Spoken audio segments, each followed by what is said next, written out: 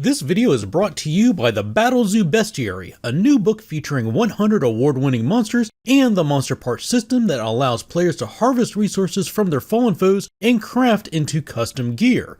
The Battle Zoo Bestiary is now available at battlezoo.com.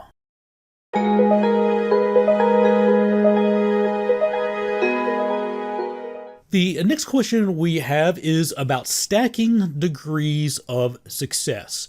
And this one that was submitted is a little wordy, so I'm going to try to read this verbatim for you. What happens if two different effects modify the degree of success for a roll? For example, a Death Warden Dwarf.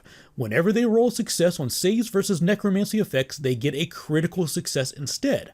But what happens if they roll a natural 1? For example, if you have a save DC of 15 and you have a plus 14 bonus and you roll that natural 1, well, 1 plus 14 is going to be 15, which is a success.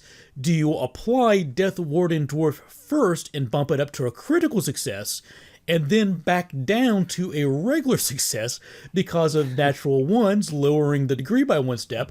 Or do you apply the natural 1 penalty first, which would lower it from a success to a regular failure, and therefore Death Warden Dwarf would not modify it? Okay, so in that case, there's a rule in the core rulebook that says that the natural 20, natural 1 rule is going to apply before everything else. Okay. So in this case, that would already turn your roll into a failure instead of a critical failure, but then the other one wouldn't apply because you didn't you didn't roll a success after the adjustment, and so Death Warden Dwarf wouldn't apply to it. Okay.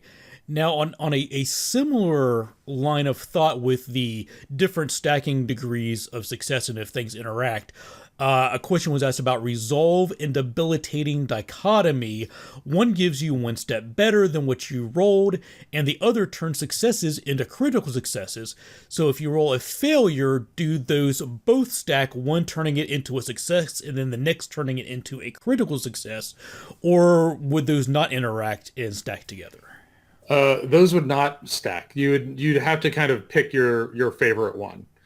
And that's fairly straightforward if you've got two things that improve the roll or two things that degrade the roll. The one that I think is still we're still toying with and might have to do a FAQ about eventually is if you have a positive 1 and a negative 1 and what to do with those. Because we have the rule for fortune and misfortune effects that they cancel each other out, but there are a few things in the game that are not in those categories but still manipulate a roll.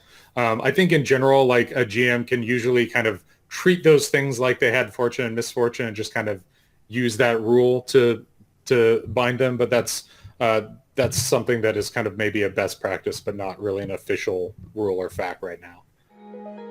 So there you have it. As always, I'd like to take a quick moment to thank everyone who supports this channel by liking the video, subscribing to the channel, subscribing to the Patreon, leaving comments, sharing the videos with your friends. Everything the community does to support me is greatly appreciated. I also, of course, want to thank Mr. Logan Bonner for his time answering questions with us. And with that, thanks for watching, take care, and happy gaming.